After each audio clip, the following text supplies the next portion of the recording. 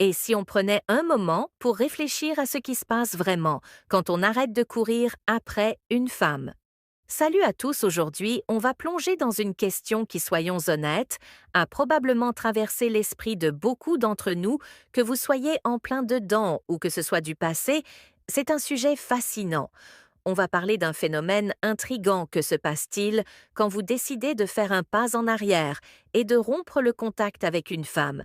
Et surtout, comment cette décision peut vous aider en tant qu'homme à retrouver votre confiance et votre dignité? Dans cette vidéo, on va explorer les réactions typiques des femmes face à cette situation, comment leurs émotions et comportements peuvent évoluer, et petite surprise, on va intégrer les enseignements du stoïcisme pour donner une dimension plus profonde à tout ça. Alors, embarquez avec moi dans cette exploration, on va décortiquer ces situations, partager des stratégies et découvrir comment transformer ces expériences en opportuns pour grandir et renforcer votre estime personnelle. Si ça vous parle ou si vous vous reconnaissez dans ce sujet, pensez à aimer, à vous abonner et à activer la cloche pour ne rien manquer. Et maintenant, c'est parti. Premier choc initial et confusion lorsque vous arrêtez de parler à une femme. L'une des premières réactions que vous remarquerez chez elle est un choc initial ou une confusion. Cela est tout à fait naturel. Une communication autrefois régulière, voire fréquente, s'interrompt soudainement. Elle peut alors se demander ce qui s'est passé, pourquoi vous êtes devenu silencieux, et remettre en question ses propres actions ou sa place dans votre vie. Ce moment d'incertitude peut provoquer toutes sortes d'émotions, allant de la curiosité à la frustration. C'est ici que le stoïcisme peut offrir de la clarté.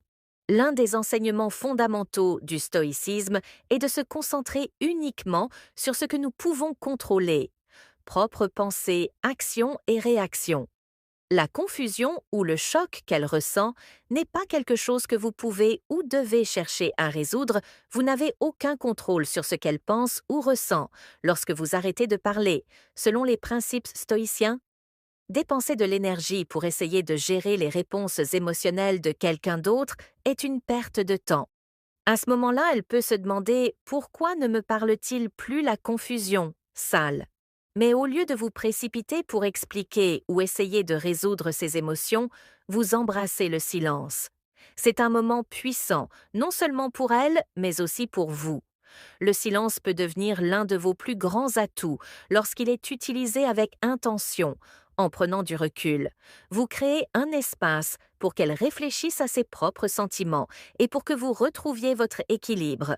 Le stoïcisme nous enseigne que le silence n'est pas un vide, mais une opportunité d'introspection et de clarté. Dans cette pause, vous pouvez observer vos propres émotions, lâcher prise sur le besoin de poursuite ou de validation, et rester ferme, non par indifférence, mais par reconnaissance, que vous ne pouvez pas contrôler ces réactions. Deuxième réflexion sur la relation: lorsque vous arrêtez de parler ou de poursuivre une femme, elle pourrait être confuse ou surprise, car les gens réagissent souvent lorsqu'une dynamique familière change soudainement dans son esprit. Elle pourrait rejouer les événements, conversations et interactions pour essayer de comprendre ce qui a causé ce changement. Cette période est marquée par une réflexion. De sa part, se demander ce qui a mal tourné, questionner son rôle dans la situation et envisager si elle a fait quelque chose pour provoquer ce silence. Imaginez que vous lui envoyez constamment des messages, que vous initiez toujours les plans et cherchez sans cesse son attention lorsque vous arrêtez ce comportement. Il est probable qu'elle le remarque, au lieu de vous inquiéter de savoir si elle reviendra. Utilisez ce temps pour vous tourner vers vous-même. Vous êtes-vous perdu dans la poursuite de son attention? Avez-vous compromis vos propres limites ou valeurs? Juste pour maintenir cette connexion. Si c'est le cas, cette période de silence est une opportunité pour vous de vous réajuster. La réflexion personnelle dans le stoïcisme consiste à reconnaître où vous avez pu vous éloigner de votre véritable essence et à décider comment vous pouvez grandir à partir de cette expérience. Peut-être réalisez-vous que vous étiez trop concentré sur son approbation et pas assez sur le maintien de votre propre respect de vous-même. Ou peut-être reconnaissez-vous que vous avez compromis une partie trop importante de qui vous êtes simplement pour faire durer la relation. Il ne s'agit pas de regret ou de blâme envers vous-même. Il s'agit d'utiliser ce moment pour construire une version de vous-même plus forte et plus résiliente, au lieu de vous attarder sur ce qu'elle pense ou comment elle réagit. Concentrez-vous sur votre propre croissance intérieure. C'est là que réside votre véritable pouvoir, dans la capacité d'apprendre de chaque situation et d'en sortir. Grandie, une femme peut réfléchir à la relation, peut-être même reconsidérer ses sentiments ou ses actions, mais cela échappe à votre contrôle. Ce qui est sous votre contrôle, c'est la manière dont vous choisissez de répondre à ce temps de silence. Allez-vous l'utiliser pour grandir, pour vous aligner davantage sur vos valeurs et vos besoins? C'est ce qu'un stoïcien ferait. Il ne resterait pas à attendre un message ou à espérer une réconciliation. Il saisirait cette opportunité pour renforcer son caractère et approfondir sa compréhension de ce qu'il veut vraiment dans la vie et dans ses relations.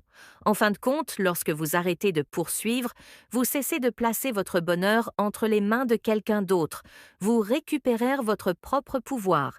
Et c'est précisément ce que le stoïcisme nous enseigne: trouve la paix et le contentement, non pas dans la validation extérieure, mais dans notre engagement constant à vivre selon nos valeurs.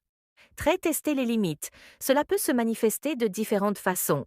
Peut-être qu'elle vous envoie un message inattendu, poste quelque chose sur les réseaux sociaux, qu'elle soit susceptible d'attirer votre attention, ou créer des situations pour voir si vous allez réagir et retomber dans le schéma où vous la poursuiviez constamment. Ce comportement n'est pas nécessairement malveillant. Souvent, c'est une manière pour elle de jauger où vous en êtes, ou de vérifier si elle exerce toujours un certain pouvoir sur votre attention.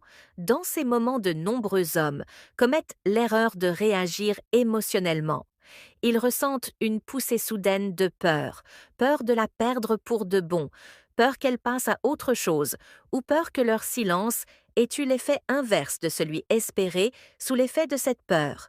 Ils réagissent rapidement, ils répondent immédiatement à son message ou tombent dans le piège qu'elle attend, reprenant la poursuite là où ils l'avaient arrêtée. Mais voici le problème en agissant. Ainsi, vous n'agissez pas à partir d'une position de force, mais d'insécurité. C'est ici que le stoïcisme prend toute son importance. Un homme stoïcien comprend que sa force vient de l'intérieur. Il est ancré dans ses principes et reste inébranlable face aux caprices des autres. Lorsqu'une femme teste vos limites après que vous avez cessé de la poursuivre, elle cherche souvent à vérifier si elle peut encore influencer votre comportement. Mais un homme stoïcien reste ferme. Il sait que ce qui est sous son contrôle, ce sont ses propres actions, émotions et pensées. La manière dont elle se comporte, ce qu'elle pense, et si elle reste ou s'en va, tout cela est en dehors de son contrôle, et cela lui convient parfaitement. Par exemple, une femme que vous avez cessé de poursuivre vous envoie un message après plusieurs jours de silence. Elle peut le faire pour voir si vous allez immédiatement replonger dans la conversation, au lieu de réagir précipitamment par excitation ou par peur de la perdre. Un homme stoïcien prend une pause. Il réfléchit pour savoir si répondre correspond à ses valeurs et à ses objectifs. Peut-être choisissez-vous de répondre, mais de manière calme, mesurée et non motivée par un besoin de plaire ou de l'impressionner. Ou peut-être décidez-vous de ne pas répondre du tout, en réalisant que vous engager dans ce moment précis ne sert pas à vos intérêts. Dans tous les cas, votre réaction ou votre absence de réaction vient d'une position de force intérieure et non d'une impulsion émotionnelle. Il est facile de trébucher ici, car nous sommes conditionnés à penser que courir après son attention finira par la séduire. Mais ce qui arrive souvent, c'est qu'en la poursuivant constamment, vous perdez votre respect de vous-même et votre pouvoir. En maintenant vos limites, vous envoyez un message puissant. Vous montrez à elle, et plus important encore à vous-même, que votre estime de soi ne dépend pas de ses réactions ou de son approbation quatrième. Quand elle reprend contact, vous avez arrêté de la poursuivre. Plus de messages nocturnes, plus de projets. Pour se voir, plus de tentatives pour la contacter. Le silence, puis un jour elle reprend contact, peut-être par curiosité, peut-être parce que l'attention lui manque, ou encore parce qu'une part d'elle se demande pourquoi vous vous êtes soudain éloigné. Mais voici la question clé: que faites-vous lorsqu'elle reprend contact? Vous précipitez-vous enthousiaste à l'idée de reprendre là où vous vous étiez arrêté, ou prenez-vous un moment pour réfléchir? Le stoïcisme nous enseigne à ne pas agir sous l'impulsion ou sous l'emprise de nos émotions, mais à répondre avec raison et intention.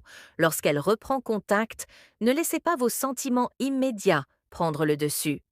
Oui, vous pourriez ressentir de l'excitation ou même de l'espoir à l'idée de raviver la connexion. Mais le stoïcisme nous rappelle quelque chose de crucial. Vous êtes maître de votre réponse, pas d'elle, au lieu de répondre instantanément ou de laisser son message vous déstabiliser. Prenez un moment, respirez, réfléchissez à ce qui motive réellement son message et, plus important encore, à la manière dont vous souhaitez répondre. Un homme stoïque agit toujours avec intention. Il ne cherche ni validation extérieure, ni à regagner quelque chose qui qu'aurait perdu. Il cherche la clarté dans ses propres actions et intentions. Par exemple, si elle vous envoie un message simple comme « Salut, ça fait un moment, comment vas-tu ?» L'ancien vous aurait pu voir cela comme une invitation à reprendre la conversation et à ravivre ce qui vous manquait. Mais maintenant, guidé par les principes stoïciens, vous répondez calmement, sans aucune trace de désespoir. Je vais bien, merci. J'espère que toi aussi, une réponse courte, respectueuse, posée en ne vous laissant pas emporter par vos émotions ou par l'espoir de raviver une ancienne connexion, vous préservez votre dignité et votre respect de vous-même. Le stoïcisme enseigne de se concentrer sur ce que nous pouvons contrôler: nos réactions, nos pensées et nos actions. Vous ne pouvez pas contrôler les raisons pour lesquelles elle reprend contact.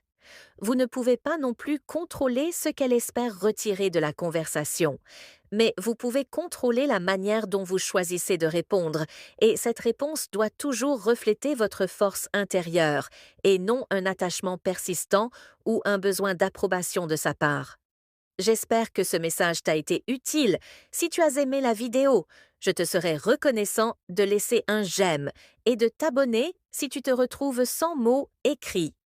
Simplement, je reprends le contrôle pour montrer que tu fais partie de la minorité qui a suivi la vidéo jusqu'à la fin. Merci beaucoup pour ton attention et à la prochaine.